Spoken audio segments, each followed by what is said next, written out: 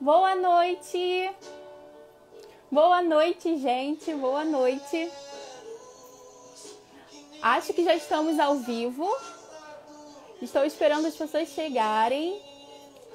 Opa, já tem gente chegando! Gabi, você foi a primeira pessoa a chegar no lançamento do Sólido. Eu estou muito feliz, gente. Boa noite! Odair entrou. Quem mais? Quem mais? Eu vou esperar as pessoas chegarem um pouquinho. Cláudia, seja bem-vinda. Muito obrigada por vocês estarem aqui fazendo parte disso, gente. Isabel. Isabel tá aqui do meu lado, gente. Ela tá sendo minha assistente. Isabel é minha irmã, tá? Pra quem não sabe. Vamos esperar mais um pouquinho para os colegas chegarem. Enquanto as pessoas estão chegando, eu já quero agradecer vocês. Queria saber se vocês estão me ouvindo bem. Oi, Rose. Seja bem-vinda. Gabriel. Gente, vocês estão me ouvindo bem? Tem um delay entre o tempo em que eu falo e o tempo que vocês me escutam. Sim, estão me ouvindo bem. Jéssica. Suênia. Sim, estão me ouvindo bem. Oi.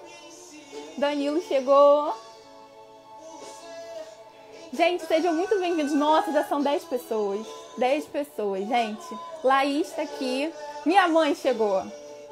Ah, coraçãozinho. Muito obrigada, gente. Já vamos começar. Eu quero começar agradecendo. Olha, se eu olhar para baixo, vocês já sabem que eu tenho uma colinha, tá? Tenho uma colinha. Eu quero agradecer a todas as pessoas que estão aqui e a todas as pessoas que se envolveram com a produção do livro, tá? Eu acredito que vai chegar mais gente depois, da editora, o Evandro. O Evandro, meu professor, um dos professores que marcou a minha vida, que escreveu o prefácio do Sólido, ao professor Antônio Carlos Sequim, que fez a gentileza enorme de escrever a contracapa do livro. Enfim, a todos os meus amigos que me apoiaram, a Isabel, que me aturou muito lendo para ela os poemas 1 milhão de vezes, a vocês que estão aqui, a todo mundo que compartilhou. Oi, Ju, oi, Edgar, sejam muito bem-vindos. Enfim, eu só tenho agradecimentos. A lista é enorme, a lista é tão grande, que eu acho que vocês vão ter que comprar o Sólido para ler os agradecimentos do livro, tá bom? Outra coisa, eu queria lembrar vocês sobre o sorteio. No final dessa live a gente vai fazer um sorteio de um Sólido e de mais um outro livro que eu vou contar depois, tá? Então, o primeiro lugar vai ser do Sólido e o segundo lugar vai ser de um livro de haikais do qual eu participei. Quem me acompanha tá careca de saber que eu sou a chata do haikai, né? Eu amo haikai, que é uma forma poética japonesa, que foi esse livro aqui, e a gente vai sortear, então, um Sólido e um livro Brisa Suave. Então, se você não sabe como participar, vai lá no perfil, sai da live rapidinho, vai no perfil e comenta "eu vou" na foto oficial. Depois você volta aqui e a gente continua conversando, vocês continuam assistindo. Vocês podem mandar perguntas. Eu acho que tem um botãozinho, que é uma caixinha, assim, um balãozinho que tem uma interrogação. Pelo menos aparece assim pra mim, tá? Para vocês mandarem perguntas. Eu não consigo assistir o tempo todo o que acontece nos comentários, mas por favor comentem, porque o que eu assisti eu vou adorar responder. Felipe chegou. Felipe, você está entre os meus agradecimentos. O Felipe José foi a pessoa que fez a revisão do Sólido, tá? Ele me aturou muito e toda hora a gente conversava. Foi um processo de revisão muito especial, porque a gente foi conversando ao longo dessa revisão. Foi muito, muito bacana mesmo. É isso, acho que é isso. Vamos começar? Eu quero contar pra vocês algumas histórias. Ai, Jéssica, tá bom? Eu vou. Jéssica, por favor, comenta lá na foto. Acho que você já comentou. Jaqueline chegou. Eu quero contar pra vocês algumas histórias de como é que o Sólido chegou até vocês. Enquanto eu conto as histórias, cada história que eu contar, eu vou ler um poema. E não são muitas, não. Cada história que eu contar, eu vou ler um poema e no final eu vou responder perguntas. Então, por favor, mandem perguntas, tá bom? Eu vou adorar responder pra vocês. A primeira história de como o Sólido chegou até a gente... você é maravilhosa, não tinha como perder. Obrigada, Felipe. A primeira história de como o Sólido chegou até a gente tem a ver com uma história da minha vida. Tem a ver com como é que eu comecei a amar livros. Desde muito criança, os meus pais fizeram de tudo para me dar livros. Eu não posso me emocionar. Desde muito criança, os meus pais fizeram de tudo para me dar livros. Eles me deram livros de presente. Eu comecei a andar empurrando um carrinho cheio de livros. Minha mãe não queria me dar um andador, então ela me deu um carrinho cheio de livros. E Enfim, então os livros foram parte da minha vida desde que eu tenho lembranças, desde que eu tenho memória, desde que eu consigo acessar as minhas lembranças e a minha memória. E houve uma ocasião muito especial, eu tinha 8 anos de idade e eu estava lendo um livro, eu pedi para os meus pais um livro de presente, eu estava lendo um livro chamado Pai, Me Compra um Amigo, do Pedro Bock. Eu tinha 8 anos de idade, eu estava deitada na rede da minha casa, lendo esse livro. E pela primeira vez na minha vida, aconteceu uma coisa que se repetiria muitas vezes depois. Eu comecei a chorar lendo aquele livro. Era um livro muito emocionante, falava sobre um menino que tinha muitas dificuldades na escola, e ele tinha dificuldade para fazer amizades e tal. Então, naturalmente, eu me emocionei e chorei. E eu fiquei encantada, porque até então eu só me emocionava e chorava vendo filmes, desenhos da Disney. Eu chorei muito vendo Rei Leão. Lisete está aqui. Lisete, muito obrigada. Lisete é uma das editoras da Casuá. Então, eu me emocionava muito com histórias de cinema. E pela primeira vez na minha vida, eu me emocionei lendo um livro. E depois disso, eu fiquei encantada. E eu decidi que eu queria fazer alguma coisa para que outras pessoas pudessem sentir aquilo também. Então, com 8 anos de idade, eu botei na minha cabeça que eu ia ser escritora. E perguntei pro meu pai, o que a gente faz para ser escritora? Assim, e que faculdade a gente faz para ser escritor, né? A ideia de uma criança. E aí ele me disse, a gente faz letras. Foi o que meu pai me respondeu. E aí pronto, botei na cabeça que eu ia fazer letras. É claro que com o tempo essa ideia amadureceu, mudou muito, né? Até porque, gente, não precisa fazer letras para ser escritor.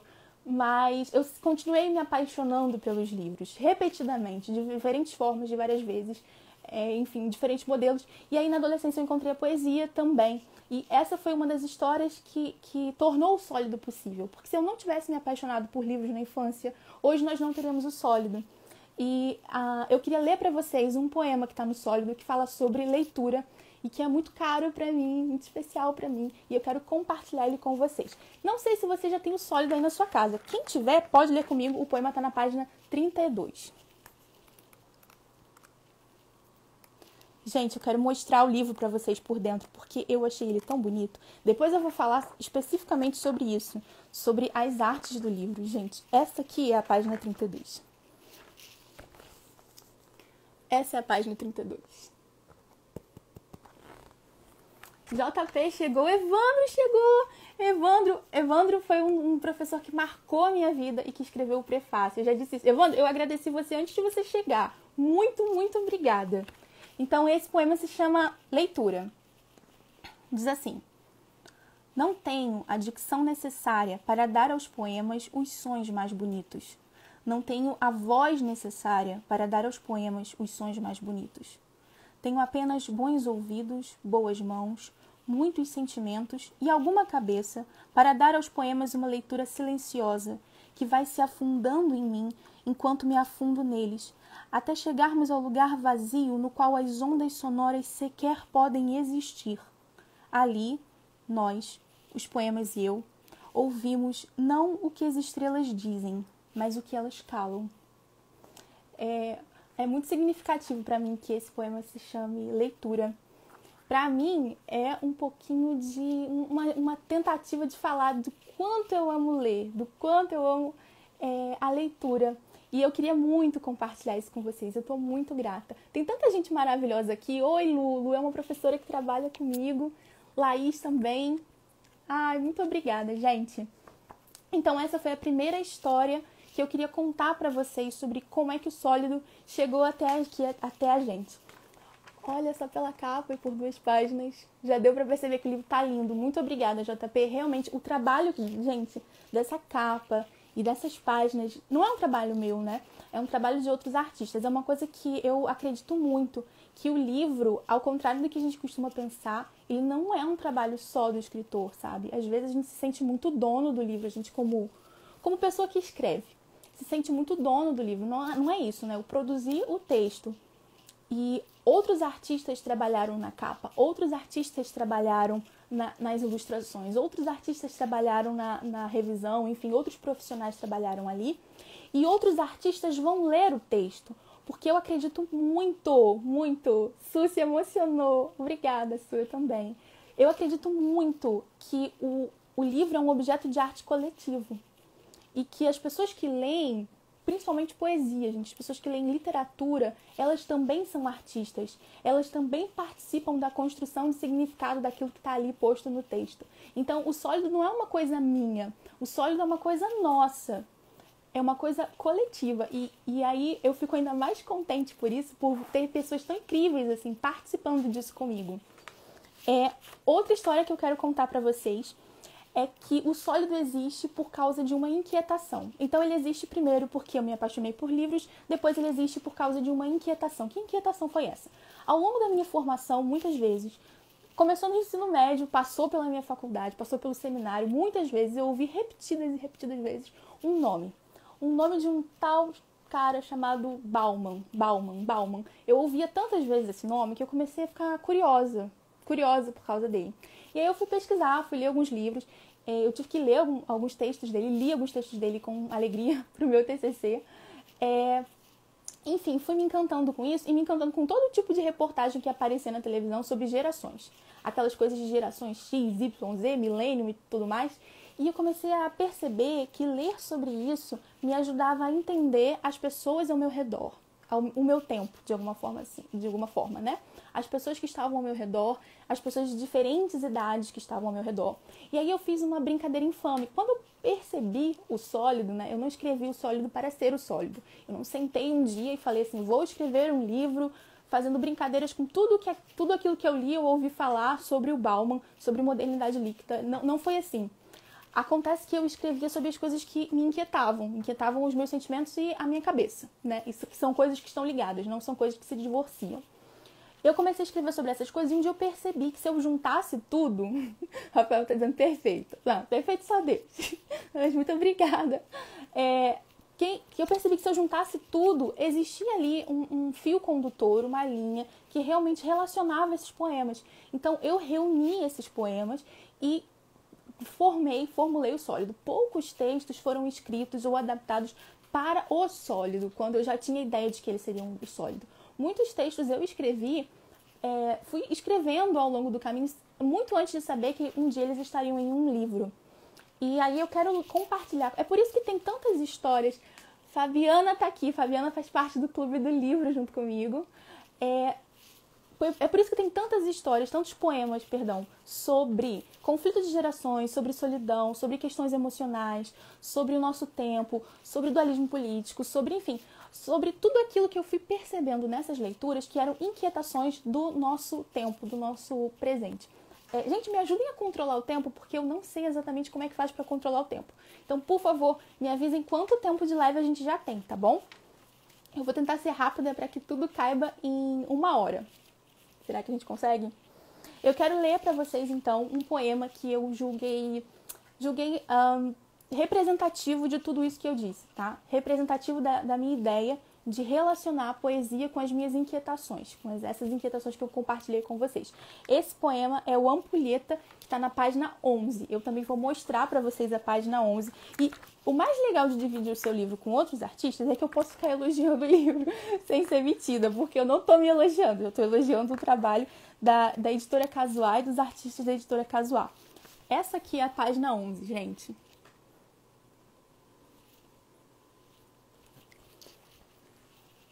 Então, minha tia Deia tá aqui, Robson tá aqui, Felipe. Gente, muito obrigada, sejam bem-vindos. Ampulheta. O relógio foi nossa carta de alforria. Ficamos livres de contar estrelas, quem diria? Mas certo perdemos o senso. E depois de fatiarmos o pão do tempo, é ele quem nos fatiga. Eu acredito que Felipe tá dizendo, amo Ampulheta. Esse poema fala muito sobre a nossa relação com o tempo e sobre como a gente desenvolveu uma relação utilitarista com o tempo. Só que eu não vou ficar aqui, Evandro disse, o livro está muito lindo. Evandro, muito obrigada. Ouvir isso de você, pra mim, é um elogio que não tem tamanho, assim, não sei nem como explicar. Então é isso, gente. Eu não quero ficar aqui, poesia é inquietação, eu concordo. Eu não quero ficar aqui explicando o poema, isso seria um ultraje. Seria um absurdo. Eu quero que vocês me expliquem os meus poemas. Tudo bem? E aí eu quero contar mais uma história. É a terceira história que eu gostaria de contar para vocês hoje, que é a história de como nós não desistimos. Porque quando eu assinei com a Casuar pra gente fazer o sólido, isso foi em fevereiro, foi antes da pandemia, gente, foi antes da pandemia. E aí veio a pandemia e a gente estava no começo da preparação do livro, ainda tinha bastante coisa para fazer, para acontecer. E, gente, muita coisa foi desafiadora. Eu acho que os editores, eles poderiam contar até melhor do que eu, a Lisete e o Evandro, não o Evandro Domingues, tem 2 Evandros nesse livro, gente. O Evandro editor, ele poderia contar, da Casuar, ele poderia contar ainda melhor do que eu os desafios que a editora enfrentou para não fechar as portas. E quantos escritores desistiram do projeto de publicar. E eu não me sinto especial por não ter desistido, não é isso. Eu me sinto grata a Deus pela possibilidade de ter continuado. Porque foi um projeto dividido, né? Então eu dividi custos, dividi alegrias e dividi dores com essa editora. E aí, diante de tanta dor, eu precisei responder 2 perguntas. A primeira é se eu ia continuar com o sólido por questões técnicas mesmo, por questões financeiras, por questões da editora, etc, etc. Responder pra mim, sabe? Pra mim mesma. E a segunda era se eu ia continuar com isso no meio de uma pandemia, em que as pessoas estão morrendo, em que o nosso país enfrenta tantas questões sociais, econômicas, de saúde, que... Gente, eu não vou falar porque eu acho que cada um aqui já sabe. E quando eu fui procurar essa resposta... Eita, e olha que nem é nome tão comum, é verdade, Evandro. Quando eu fui procurar essa resposta, eu entendi que sim, que a gente tinha que continuar, que existe um valor especial na poesia, na literatura, na arte de modo geral, que a gente não pode calar nem perder em momentos como esses, que é um valor mesmo da humanidade, é próprio da humanidade se expressar dessa forma, sabe? Se colocar dessa forma, conversar dessa forma, dialogar através da arte. Então eu acho que dizer que estamos no meio de uma pandemia, de circunstâncias totalmente adversas às pessoas, então não faremos poesia, isso seria a pior decisão possível, sabe? Isso seria a mais contraproducente. E olha que a gente nem está aqui pensando em termos de produtividade, mas ela seria terrível. Então, eu sou muito grata a todos aqueles que decidiram não desistir do sólido e continuar esse projeto. E aí, mais de 1 ano se passou entre a assinatura do contrato, se eu não me engano, em fevereiro do ano passado, e o dia de hoje. Esse dia de hoje em que nós não desistimos do sólido. Eu, Letícia, todas as pessoas que participaram da produção do livro na editora, todas as pessoas que me apoiaram como amigos mesmo, todas as pessoas que leram e que me aguentaram falar sobre isso e sobre um monte de outras coisas, todas essas pessoas não desistiram desse projeto. E aí, pensando sobre isso, obrigada por não desistirem, a Sônia disse. Eu agradeço muito a todos vocês por não desistirem. E eu acho que isso é muito significativo. E pensando em tudo isso, eu separei o poema da página 15, Metalinguagem. Eu vou mostrar pra vocês a página 15, gente. Essa aqui é a página 15. Acho que é uma das minhas páginas, da minha dupla de páginas, né, preferidas no livro. Página 15, Metalinguagem. Escrever. Essa ilusão de saber o que se está fazendo. Duvido que o poeta saiba o que fazer da própria vida. Mas o verso perfeito, a rima rica, a métrica exata, a metáfora maravilhosamente encaixada, ele sabe. Sabe? Lisete está dizendo que a história do sólido daria um romance, é verdade, eu concordo. Esse poema me faz pensar sobre como a gente não tem controle de tudo aquilo que a gente escreve, e nem de tudo aquilo que a gente vive, né? Seria uma ilusão acreditar que todas as coisas estão sob o nosso controle. Nós não estamos no controle de todas as coisas. E que bom que é assim. Eu acho que essas foram as 3 histórias principais que eu separei para contar para vocês. E agora eu queria compartilhar curiosidades com vocês. Tô vendo que alguém já mandou pergunta. Daqui a pouquinho eu vou responder. Gente, alguém pode me dizer quanto tempo de live a gente tem? Se puderem colocar aqui nos comentários, vocês vão me ajudar muito, muito mesmo. Eu quero contar algumas curiosidades pra vocês. A primeira curiosidade é que eu roubei algumas rimas. Sim, eu roubei algumas rimas. Como é que eu fiz isso? Eu inventei na minha cabeça um exercício de escrita criativa pra mim, que é como eu me divirto, né? Eu brinco assim. E aí eu pego alguns poemas que eu gosto, alguns dos meus poemas que são significativos para mim, etc, etc. Pego esses poemas e escrevo novos poemas usando apenas as rimas. Então eu repito só as rimas dos poetas, ou então a última palavra do poema. E eu escrevi 2 poemas assim. Quando eu fiz isso, quando eu escrevi esses poemas, eu estava pensando num exercício. Eu estava fazendo aquilo como uma brincadeira, um jogo, me divertindo desse jeito. E depois eles acabaram, cliquem ao vivo. Ah, agora eu tô vendo, 20 minutos, temos tempo ainda. Então, depois eles acabaram virando poemas do Sólido. São poemas... eu roubei as rimas do Vinícius de Moraes e roubei rimas do Paulo Leminski. E o poema denuncia isso, é claro, tá? Não é um plágio, pelo amor de Deus, não confundam. O poema denuncia isso e eu coloco epígrafes desses poetas. São formas de homenagear 2 poetas dos quais eu gosto muito. E gosto muito porque acredito que eles souberam ser bastante populares em diversos aspectos. Então é por isso que eu gosto tanto desses poetas e gosto tanto de alguns outros. E esses 2 em específico, eu roubei algumas rimas deles nesses poemas. Outra coisa é como é que a gente chegou até o Miró, né? O que tem a ver o Sólido com o Miró? Como é que essas coisas estão relacionadas? Porque a arte do livro toda, ela foi trabalhada a partir de trabalhos do Miró. Foi assim, a editora Casuá, ela já tem uma proposta de relacionar de literatura com artes plásticas. Se você entrar no site da editora, você vai ver que tem isso lá na descrição, em quem nós somos e tudo mais. Quando eu li isso, eu fiquei muito empolgada. E a Casuá foi uma das primeiras editoras para onde eu mandei o original. Mandei para outras também. E ela foi uma das primeiras que eu mandei o original e uma das últimas a responder. Eu fiquei muito contente quando a Elisete entrou em contato comigo, da editora, e ela falou sobre o primeiro livro, o primeiro poema do livro, que é Felicidade. E eu me encantei, assim, pela leitura que ela fez do poema, como ela gostou. Fiquei muito feliz em trabalhar com eles. E aí, quando eu estava conversando com o Evandro, que é outro editor da Casuá, a gente estava conversando sobre como é que nós faríamos essa questão de ilustrações ou de capa, enfim, com que outro artista nós iríamos dialogar. E aí, a gente estava conversando sobre isso. Eu não sou uma pessoa que tem um conhecimento robusto em artes plásticas, tá?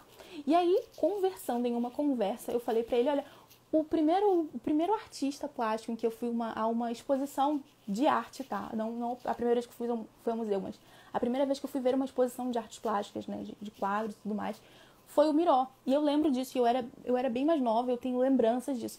E quando eu disse isso, eu não disse isso com a intenção de que nós escolhêssemos o Miró, eu confesso. Eu não sei se ele entendeu assim, só o Evandro vai poder me dizer depois. Se ele entendeu que eu estava sugerindo o Miró, ou se ele achou que seria uma boa ideia. Ele falou, tá ótimo, vamos fazer com o Miró, vai ser ótimo. E aí ele tem uma questão com movimento e com cinema, e eu também gosto de cinema. E aí foi assim, eu fiz um comentário, eu juro, gente, e eu fiquei muito feliz com essa escolha. E aí depois, no processo de produção do livro, das ilustrações, então, primeiro pela capa. O Evandro me mandou a primeira versão da capa do livro. E aí eu gostei, mas eu fiquei muito insegura com algumas questões e conversei com ele. Ele falou, calma, a capa não tá pronta, me acalmando. Eu super inquieta, super ansiosa. E aí ele disse o seguinte pra mim, olha, eu vou te dar 2 opções, né, pra gente poder trabalhar de um jeito super legal. Eu tenho uma ideia. A primeira eu vou te apresentando todo o processo, como as artes vão mudando, o que a gente vai fazer aqui e ali. Você vai acompanhar o processo, mas você não pode opinar durante o processo. E a segunda eu não te mostro o processo e no final você opina e pode mandar mudar tudo, etc, etc. Eu escolhi a segunda opção. Eu escolhi a segunda opção pensando, eu não quero intervir. Eu sabia que tinha um coletivo, tinham outros artistas trabalhando no livro, não só o Evandro. O nome do coletivo é Casuá Studio, então eram outros artistas trabalhando e eu queria ver o que eles iam fazer a respeito do Sólido. E aí eu decidi apostar, arrisquei tudo. E quando o livro voltou, quando eu vi as artes, eu não queria mudar nada. Ficou lindo, ficou muito mais bonito do que eu esperava. Eu jamais teria conseguido fazer o livro sozinha. E aí eu repito, eu reitero, o livro é um objeto coletivo. É um objeto de arte e é um objeto de arte coletiva. Então, essa é a história de como é que nós chegamos ao Miró. E eu adorei, porque foi o primeiro artista que eu vi numa exposição e ele tá no meu livro, assim. Então, tem muito da minha história aqui. E como é uma coisa que eu fiz muito para os meus amigos, eu tô muito feliz porque eu tenho amigos lendo esses livros, lendo essas poesias. eu só tenho gratidão por poder compartilhar um pouquinho da minha produção, dos meus sentimentos, da minha história com vocês. Outra curiosidade. Tem uma palavra no livro que causou confusão, em um poema que causou confusão a algumas pessoas. As pessoas viravam pra mim e falavam, Letícia, eu acho que essa palavra tá escrito errado. Essa palavra não tá certa. A palavra dorama. Tem um poema no livro que tem a palavra dorama. Algumas pessoas aqui sabem que dorama é como a gente chama algumas séries coreanas. E a palavra dorama vem de drama. Então, não era pra estar drama, é pra estar dorama mesmo, como está. E foi muito divertido, porque algumas pessoas que tiveram contato com os poemas antes da publicação ou durante o processo de publicação, elas falavam pra mim, mas é dorama mesmo? E aí eu explicava o que é um dorama. E eu gosto muito de doramas, a minha mãe é a pessoa que é mais fã do mundo de doramas que eu conheço. Então eu tenho certeza que quando ela batesse o olho batendo o olho no dorama, ela ia saber o que é um dorama. Mas é isso, gente, é dorama mesmo. Sim, é aquela palavrinha que remete às séries coreanas. Outra curiosidade que eu quero compartilhar com vocês é que o meu número de matrícula da faculdade está nesse livro.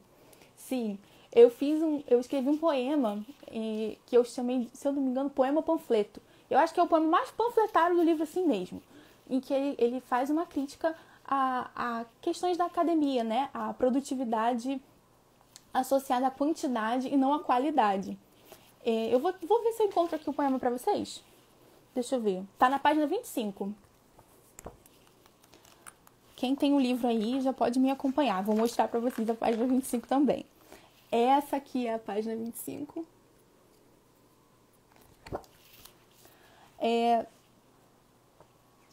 Vou ler só um trecho, tá? Porque é um poema mais longo, então eu vou ler só um trecho. Poema panfleto. Tem uma epígrafe. 1 a cada 2 estudantes brasileiros do ensino superior sofre com problemas psicológicos. Notícia de jornal. Número 1. O professor diz a um aluno: não me importo com você, produza. Quem transformou gente em número? E quem tornou os números cada vez mais longos?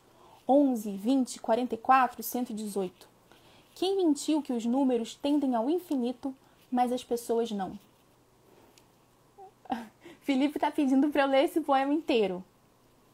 Tá, eu vou terminar a leitura então. 2. Atenção! Não há poesia aqui.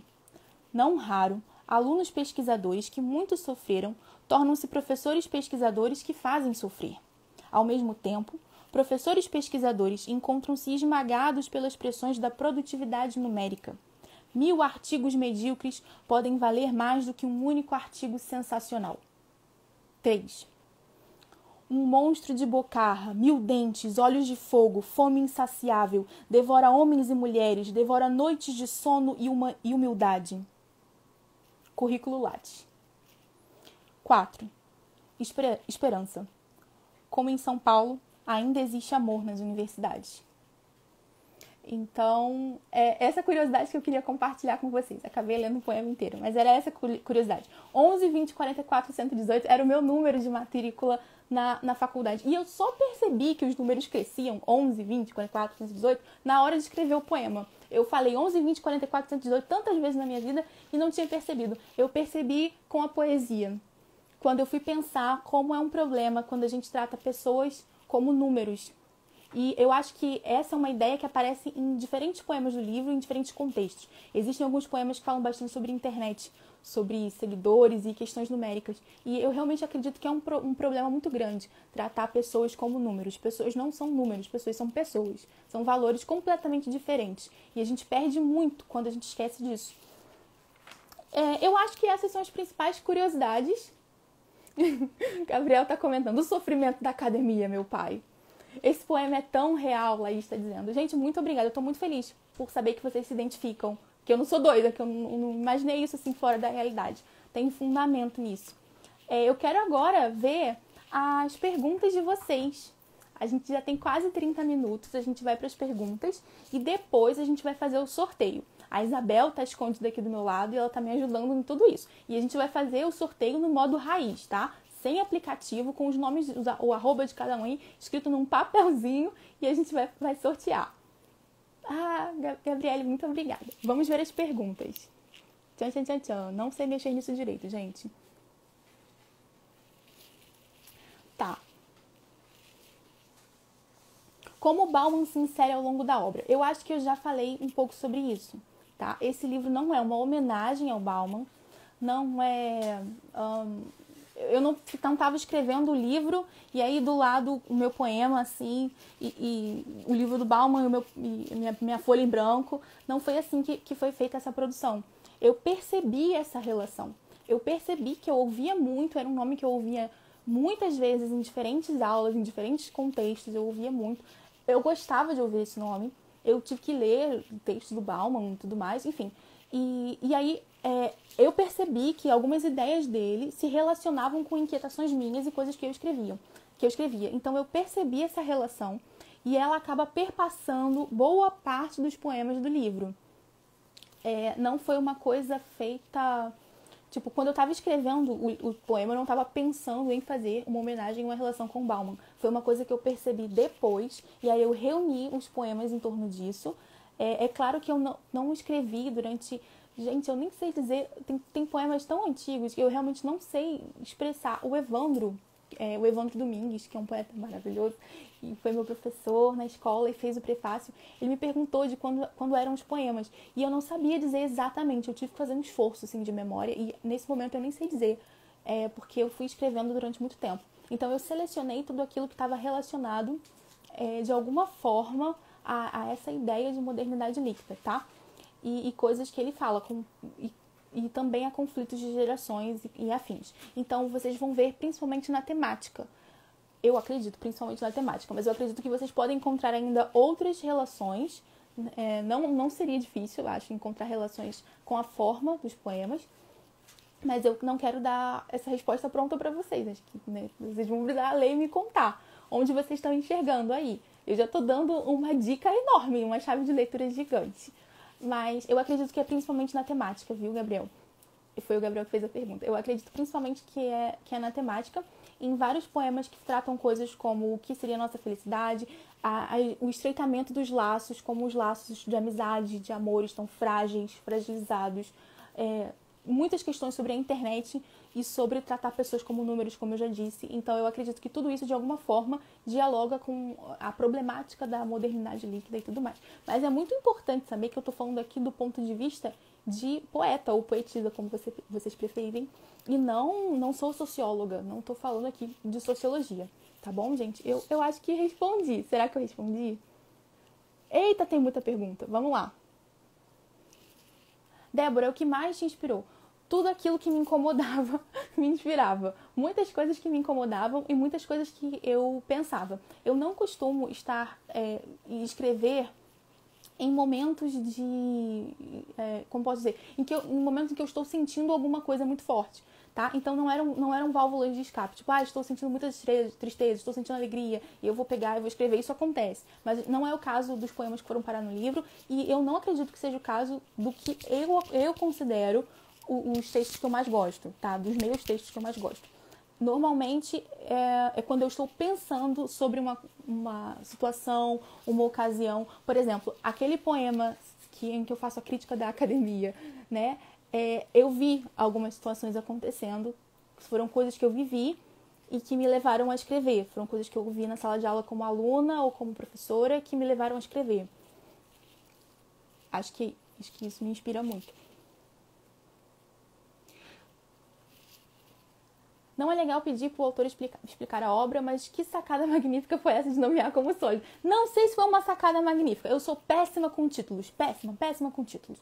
Então, foi um grande sofrimento dar título a cada poema nesse livro. Inclusive, tem um poema que nem título tem, eu desisti de dar um título pra ele. Então, o sólido foi uma brincadeira infame, gente. Modernidade líquido, o contrário do líquido sólido. Foi isso. Só isso. É o tipo de jogo de palavras e de piadas que eu faço. Quem me conhece sabe que esse é o nível do meu humor.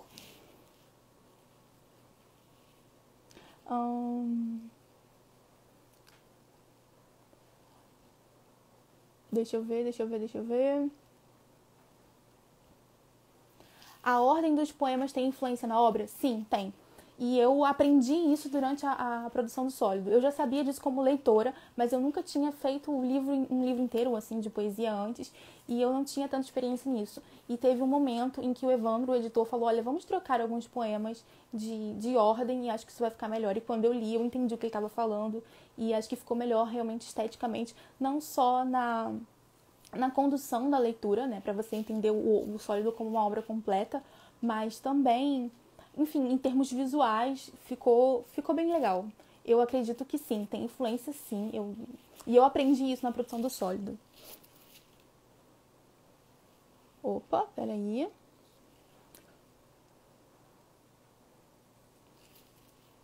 Tem algum que foi inspirado em algum haikai? Tem sim. Quando eu disse que eu roubei rimas, lembra? Eu roubei rimas de 2 haikais do Paulo Leminski, 2 haikais diferentes, e eu fiz um poema só em 2 partes com esses haikais, e tem um haikai no livro. Eu acho que o livro todo só tem um haikai, ironicamente, eu gosto tanto, só tem um, e é um haikai com título, que é um pouco incomum, né? Normalmente não tem título no haikai.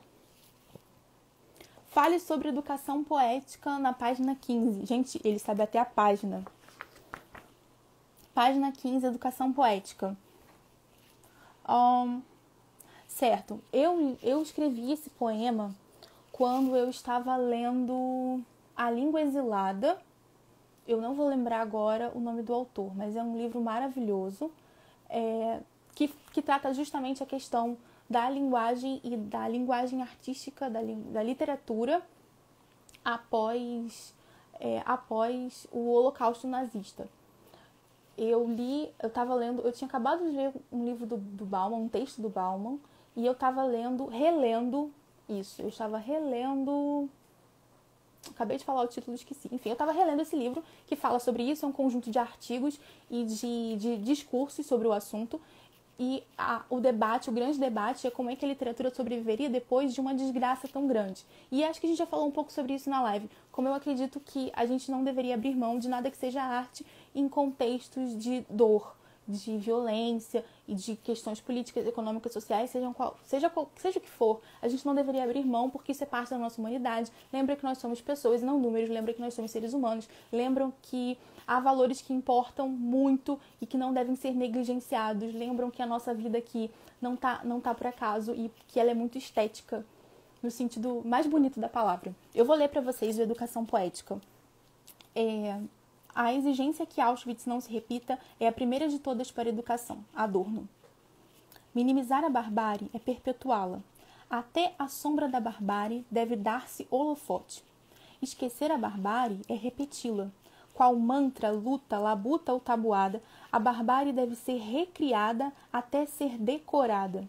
Até que pulse de cor na corda do coração de cada homem, que só existe um modo de sobreviver à barbárie, e é cantá-la. Somente a mimesis da barbárie pode ser tolerada. Esse é o Educação Poética. A pessoa que mandou essa pergunta já me contou que gostou muito desse poema. Então, eu estou muito ansiosa para saber o que vocês vão achar dele também. Laís, sobre as imagens, como foi a escolha das imagens que acompanhariam cada poema? Boa pergunta, Laís. Eu não participei dessas escolhas estéticas. Eu participei da escolha do artista com o qual a gente iria dialogar, que foi o Miró. E mesmo assim eu fiquei muito surpresa com a escolha dele no final. Eu confesso que tinham outros nomes passando pela minha cabeça. E eu adorei que tenha sido ele. Eu não escolhi que figura ficaria em cada página. Eu quase não falei sobre isso, assim. Mas como leitora do meu livro depois, eu percebi uma diferença, tá? Uma coisa que me foi muito significativa. Vocês vão ver que o início do livro, bem colorido, e depois ele tem alguns textos em preto, mas aqui são elementos pré-textuais, né? E aí vem páginas... Eu não vou folhear o livro todo para não perder a graça, mas vem muitas páginas amarelas e no final chega um ponto em que alguma coisa muda. Alguma coisa muda a partir de uma página que é uma das minhas preferidas, que é essa daqui, gente. E aí a estética do livro muda. fica tudo preto. E se você for folheando o livro rápido, você vai perceber que existe um movimento. Eu percebi isso como leitora, tá? Eu não influenciei os artistas nessa escolha. Vocês vão perceber que alguns elementos, algumas imagens desses bichinhos queridos do meu livro estão distantes. E depois, à medida que você vai passando as páginas, eles vão se aproximando. Então, eu não vou dar mais spoiler do que isso. Preciso que vocês leiam e me contem. Eu quero saber por que está acontecendo isso, o que vocês acham, o que vocês sentem, o que vocês pensam, que ideia vocês têm a partir dessas mudanças aí visuais. Mas acho que esses são os apontamentos mais importantes. A mudança de cor e uma certa movimentação das figuras na página. O que me faz pensar muito no Evandro Roden, que é o editor da Casuá, que tem uma formação em cinema. Então, eu acredito que esse movimento de imagens tem algo aí. Mas aí já sou eu falando como leitora. Acho que é isso, gente. Acho que eu dei conta de responder todas as perguntas de vocês. Deixa eu ver os comentários de vocês aqui agora.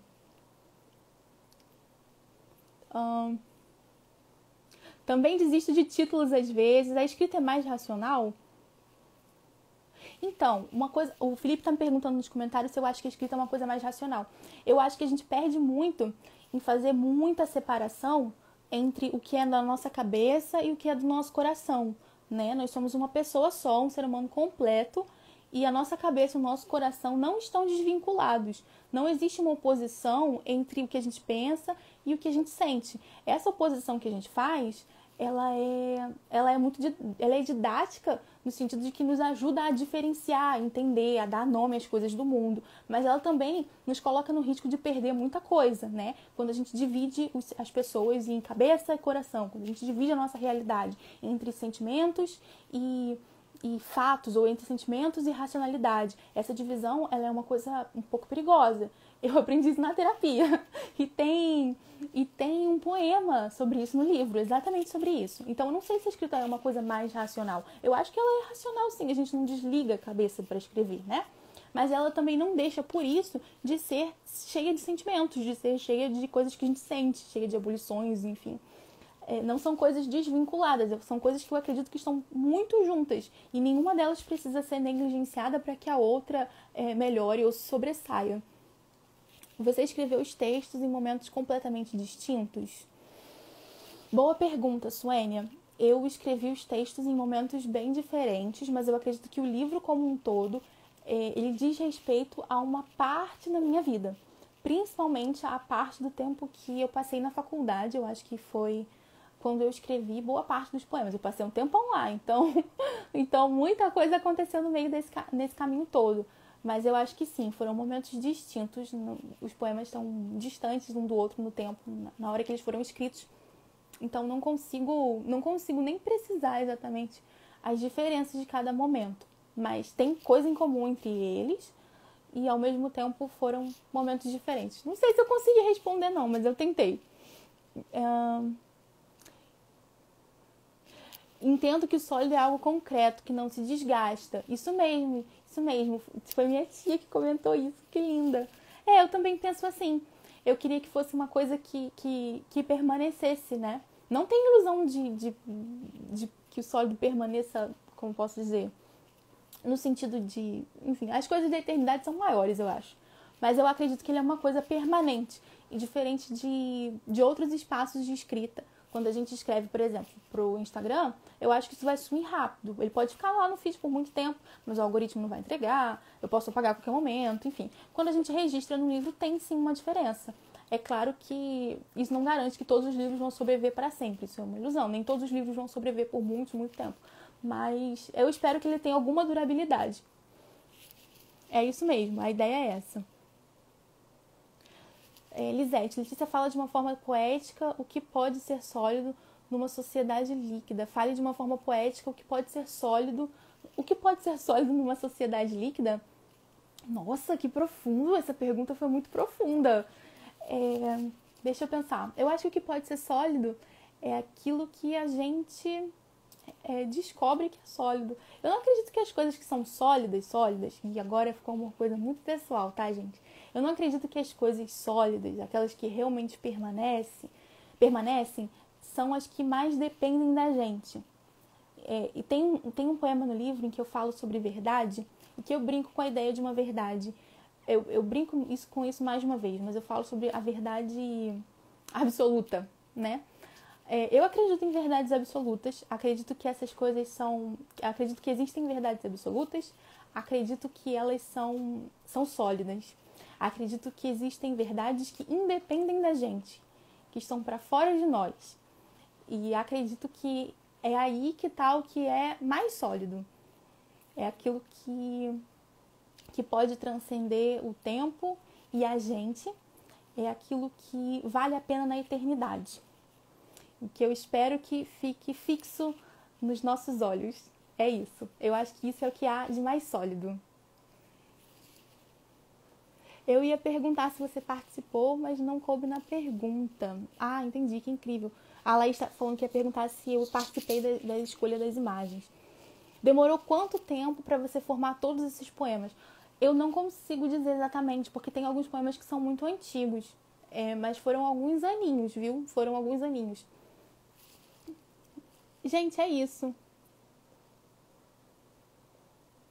Ah, o Evandro está dizendo, foi um prazer ter você como aluna e agora como colega, professora e poeta. Muito obrigada, Evandro. É um prazer para mim. Assim, aquilo que é sólido não necessariamente é pesado ou rígido. Sim, a Laís apontou uma coisa muito importante. Eu não estou falando aqui de uma solidez no sentido de ser alguma coisa pesada, né? Uma solidez que é dificultosa, que é eu não estou falando de um pedregulho para a gente carregar, mas de uma rocha para a gente se firmar. Pensem sobre isso. É isso, gente. Eu acho que... Eu agradeço a vocês por essas perguntas. Acho que eu já respondi a maioria delas. E acho que a gente já pode passar para o sorteio. Vai rolar uma playlist musical para complementar a leitura? Já tem playlist musical para complementar a leitura. O link tá lá na minha bio. Foi muito difícil escolher aquelas músicas e eu aceito sugestões. Eu queria que fosse mais alegre, mas eu sou péssima com isso. Eu gosto de músicas para sofrer, sabe? Então, se vocês tiverem sugestões de músicas pra gente complementar a leitura, eu vou adorar. Tem uma playlist no Spotify e o link tá na minha bio. E eu vou fazer o sorteio agora. Tchan, tchan, tchan, tchan. Temos um saquinho aqui. Eu vou sortear primeiro um livro Brisa Suave, que é uma coletânea organizada pelo Grêmio Haikai Sabiá, do qual eu faço parte. A organizadora é a mestra Benedita Azevedo. Depois vocês podem dar uma olhada lá no perfil, caso vocês não saibam, porque eu sou muito fã de Haikai. E aí eu ia ficar muito tempo falando sobre isso, eu tenho que falar disso em outro momento. Mas esse vai ser o primeiro livro, tá? Então eu vou sortear um desses. Tchan, tchan, tchan, tchan. Quem será o ganhador? Ou a ganhadora?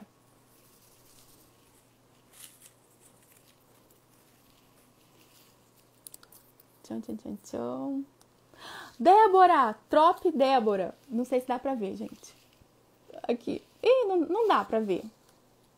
Deu pra ver. Parabéns, Débora! Parabéns, Débora! Você ganhou o primeiro livro. Depois, por favor, me chama no Instagram lá e me passa teu endereço, tá bom? E quando as coisas melhorarem, eu mando pra vocês pelo correio ou alguma coisa assim. Parabéns pra Débora! Deia tá dizendo, sólido é tudo que guardamos na mente e no coração. Que lindo, eu amei isso. Vamos lá, agora eu vou sortear um exemplar do sólido. Tchan, tchan, tchan, tchan.